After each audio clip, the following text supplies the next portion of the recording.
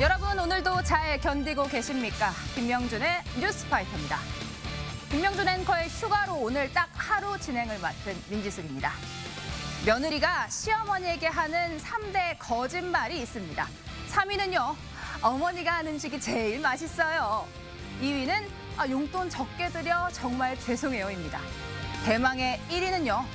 벌써 가시게요? 며칠 더 있다 가세요. 그런데 빈말로도 더 있다 가세요를 하기 힘들 정도로 거의 매일 찾아오시는 시어머니가 있다고 합니다. 딸 같아서라고 하시는데 이 며느리가 진짜 딸처럼 행동하자 그 뒤론 안 오셨답니다. 어떤 행동이었을까요? 12월 26일 금요일 김명준 대신 진행하는 민지숙의 뉴스파이터 60초 뒤에 달려보겠습니다.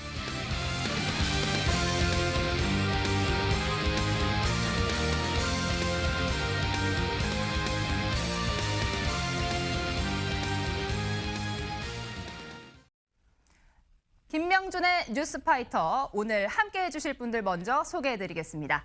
김현주 시사평론가, 최진봉 성공회대 교수, 장윤미 변호사, 안진용 문화일보 기자, 김묘성 대중문화 전문기자 나와 계십니다. 반갑습니다.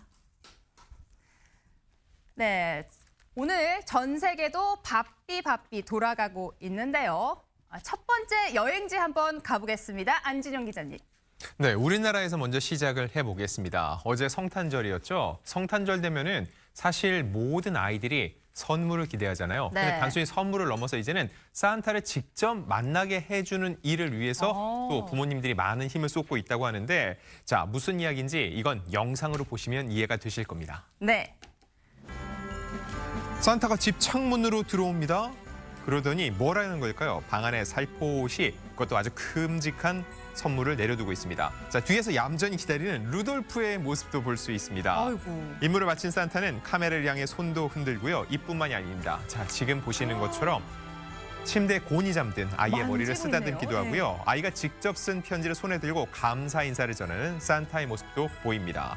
자, 놀랍게도 이 영상들 아이들의 부모가 변장한 게 아닙니다. 정말 일면식도 없는 산타들입니다. 와, 네, 장윤미 변호사님, 이 산타는 사실 알바를 구할 수도 있는데 방금 보신 이 루돌프 네. 진짜 같아요. 진짜 산타도 진짜, 루돌프도 진짜 같잖아요. 근데 준비하는 게 어렵지 않습니다. 진짜 산타를 섭외할 필요는 없고요. 일단 상자, 준비한 선물 상자를 사진을 찍고 집 내부 촬영을 한 다음에 누구한테 맡기면 될까요? AI한테 맡기면 돼요. AI요? AI한테 산타가 우리 아이에게 직접 선물을 주는 것 같은 영상을 만들어줘라고 하면요. 네. 이렇게 몇 가지의 프레임 사진만을 갖고도 그럴싸한 영상이 제작이 되는 건데요. 아까 보신 것처럼 산타가 직접 집에 선물을 두고 갈 뿐만 아니라 이 잠들고 있는 아이를 쓰다듬어 주기도 하고 굉장히 현실에 가깝게 이게 구현이 되는 것 같습니다. 과거에는 아빠들이 직접 이게 노력하는 아빠들의 한정될 텐데 맞아요. 예. 이 산타 문장을 직접 하기도 하고 그래서 아이에게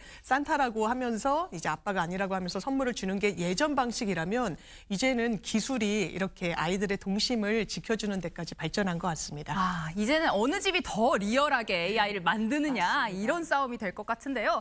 김묘성 기자님, 그런가 하면 이번엔 또 어떤 황당한 소식이 기다리고 있을까요? 네, 이번에는 미국으로 한번 가보겠습니다. 크리스마스 이브에 벌어진 일인데요. 미국 텍사스주의 한 편의점에서 황당한 사건이 벌어졌습니다. 네. 편의점의 CCTV에 포착된 영상이 있는데요. 함께 보시겠습니다. 편의점에서 물건을 고르던 남성이 무언가를 보더니 깜짝 놀라면서 달아납니다. 새카만 옷차림에 복면까지 쓴 남성이 나타나더니 긴 줄을 손에 들고는 매장 내부를 휘저으면서 뛰어다니는데요. 알고 보니까 현금 인출기를 통째로 훔치기 위해서 강제로 뜯어내려 케이블을 연결했던 겁니다. 그리고 이렇게 케이블이 당겨지자 진열대가 순식간에 와르르 쏟아지면서 내부는 그야말로 쑥대밭이 됐는데요. 이 케이블은 이렇게 밖에 대기하고 있던 차량에도 연결되어 있던 상태였습니다. 아니 세상에, 최진봉 교수님. 네.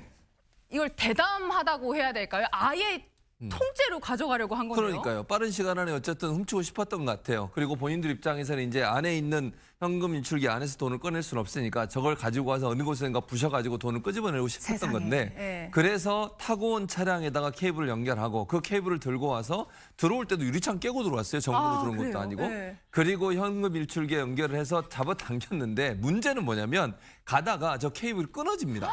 그래서 결국은 저기 좀 세상에. 널브러져 있는데요. 케이블이 끊어져가지고 계속 끝까지 가져가지 못했고 네. 저 차량도 추적을 해봤더니 훔친 차량이라고 그래요. 그래서 지금 CCTV를 공개한 이유가 경찰에서 저 용의자들을 쫓고 있는 상황인데 네. 용의자들을 잡기 위해서 노력을 하고 있는 상황이고요. 결국은 미수에 그치고 말았습니다. 아니 머리가 좋은 게 아니라 조금 어딘가 어리숙한 도둑이네요. 그런 것 같아요. 아마 이제 자기들은 욕심은 과한데 제대로 잘 준비하기보다는 저러면 되겠지라고 생각했는데 큰 코 다친 것 같습니다. 정말 큰 코 다친 도둑 성탄절 이야기였습니다. 장윤미 변호사님, 한국 찍고 미국 찍고 이번에 어느 나라 가볼까요? 이번에는 태국으로 한번 가보겠습니다. 태국의 한 식당에서 카레 많이 먹기 대회를 열었다고 하는데요. 식당 측에서 CCTV를 돌려보다가 깜짝 놀랐다고 합니다. 부정행위가 적발이 됐거든요. 영상으로 어떤 내용인지 한번 확인해 보시죠. 테이블에 놓인 카레 양 좀 보세요. 엄청 크네요. 예, 네. 보기만 해도 진짜 배가 부를 정도인데 근데 이 남성 식사 도중에 갑자기 한 손을 이렇게 쓱 내립니다. 밥을 쥔 손을 내린 거거든요. 그런데 바지 주머니에 아이고. 예, 카레를 넣는 부정행위를 했다가 이렇게 적발된 겁니다. 아니 지금 저 손으로 바지에다 먹던 카레를 지금 집어 넣고 있는 거예요. 김영준 평론가님, 저렇게까지 성공을 하고 싶었을까요? 그러니까요. 그 무려 14kg에 달하는 카레, 어마어마한 양의 카레 아니겠습니까? 우리 주부들은 알지만 쌀 10kg만 해도 얼마나 무거워요. 네. 14kg에 해당하는 이 카레, 이거를 먹기만 하면 보상이 있었습니다. 상금이 우리 돈으로 약 140만 원이 기다리고 있었던 것이죠. 그러니까 주머니에 꾸역꾸역 예. 카레를 넣어가면서까지, 눈을 속여가면서까지 네. 저런 일을 벌였던 겁니다. 근데 뒤늦게 이렇게 부정행위를 했다는 것을 식당 층에서 이제 알게 됐어요. 그러면서 밝히기를 이런 행사가 있게 되면은 아무래도 그 참여한 사람들에 대해서 좀 관리 감독을 해야 될 거 예, 아니에요. 예, 예. 시간을 지키는지 네. 아니면 제대로 먹고 있는 것인지 이런 걸 했어야 되는데 자기네들이 좀 소홀했던 것이 아닌가 이렇게 밝혔습니다. 그러면서 이와 비슷한 행사를 하는 다른 업체에도 주의하시라라는 당부 말도 남겼습니다. 아니 저렇게 딱 걸렸으니까 140만 원은 다시 돌려받았을 것 같긴 한데 안지용 기자님, 이 카레색 바지를 따로 입은 게 아니잖아요. 네. 엄청 티가 날 것 같은데 바지 꼴이 말이 아닐 것 같은데요. 말씀하신 대로 분명히 140만 원은 돌려줘야 됐을 거예요. 부정행위였으니까요. 근데 여기에 세탁비까지 이제 들어야 될 거고요. 근데 여기서 살림하신 분들은 압니다. 이게 카레가 튀면 정말 안 지워지거든요. 네. 저 바지 빨아서 다시 맞네요. 입기도 힘들 거고요. 더 중요한 건 지금 모자이크가 됐지만 저 사람 신병이 또 많이 알려졌을 겁니다. 정말로 망신을 톡톡히 당했을 거라 봅니다. 이게 보통 저런 먹방 도전 많이 하잖아요. 보통 성공을 하더라도 돈은 기부를 하거나 좋은 곳에 쓰는 일들이 많은데 앞으로 정정당당하게 도전하시길 바라겠습니다. 그러면 오늘 세계 여행의 종착지 어디로 가볼까요, 김미성 기자님? 네, 베트남으로 한번 가보겠습니다. 베트남의 한 도로에서 액션 영화 속 장면이라고 해도 믿기 힘들 법한 그런 일이 벌어졌습니다. 아찔한 화재 사고인데요. 영상 준비됐습니다. 함께 보고 오시죠.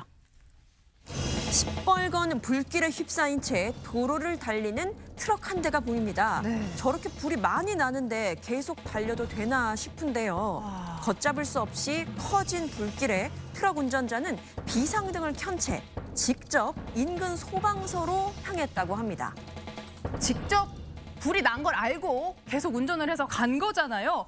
저 같으면 만약에 제 차에 불이 났으면 뭐 남편한테 먼저 전화를 하겠죠. 뭐 119 소방서에 전화할 것 같은데 저렇게 직접 간 이유가 있을까요, 최지문 교수님? 아무래도 이제 불 끄는 걸 좀 더 빨리 하고 싶었던 것 같죠. 그러니까 멈춰놓고 소방차를 부를 수도 있겠지만 예. 또 하나 문제가 뭐냐면 저기 지금 불 타고 있는 게 뭐냐면요. 약 5톤가량의 노트북 있잖아요. 네. 노트북 배럴이에요. 그러니까 배터리를 배럴이라고 제가 발언해서 배터리, 네. 죄송합니다. 배터리. 좋습니다. 배터리를 싣고 가고 있었는데 폐기물 배터리인데 여기서 불이 난 거예요. 그러니까 쉽게 끌 수도 없어요. 그리고 갑자기 연기와 불꽃이 치솟으니까 운전자 입장에서는 이게 휴대용 소화기로 끌려고 하다가도 네. 불가능하다는 걸 느낀 거예요.